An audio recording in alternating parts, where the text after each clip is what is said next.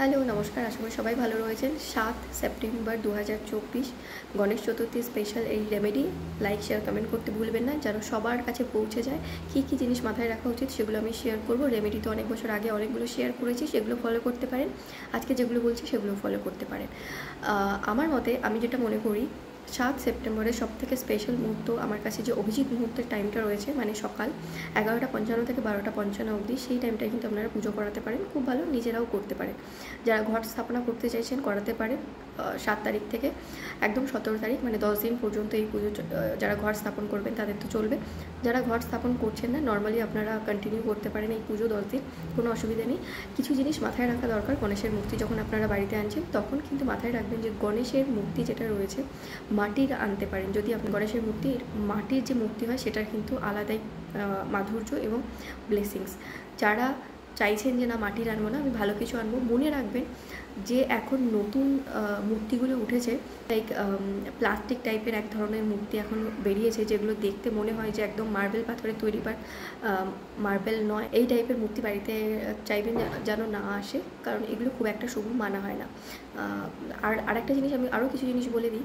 গণেশ মূর্তি যখন আনছেন দেখে আনবেন, গণেশ যে মূর্তি আনছেন তার দাঁত, একটা দাঁত কিন্তু পুরোপুরি থাকবে এবং একটা দাঁত কিন্তু ভাঙা থাকবে, এটা কিন্তু মাথায় যেন থাকে। গণেশের সাথে যেন মূষক মানে ইঁদুর অবশ্যই থাকতে হবে, তাছাড়া কিন্তু গণেশের পুজো সম্পূর্ণ হয় না।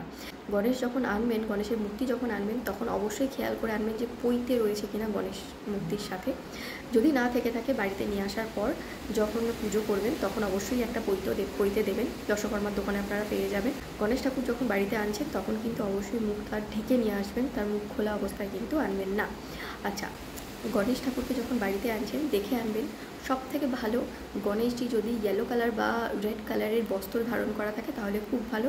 যেখানটায় বসাবেন গণেশ মূর্তি, যেখানে স্থাপনা করবেন, সেই জায়গায় রেড কালার অথবা ইয়েলো কালারের কাপড় রেখে বসাবেন।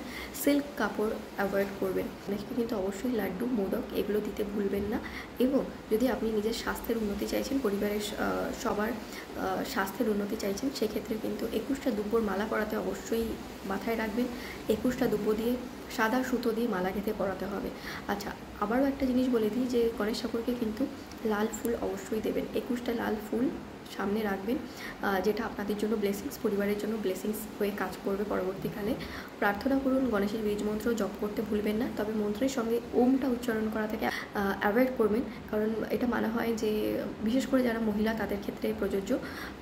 এবার এটা পুরোপুরি কমপ্লিটলি কিন্তু আপনাদের উপর ডিপেন্ড করছে যে আপনারা কি মানবেন কি মানবেন না।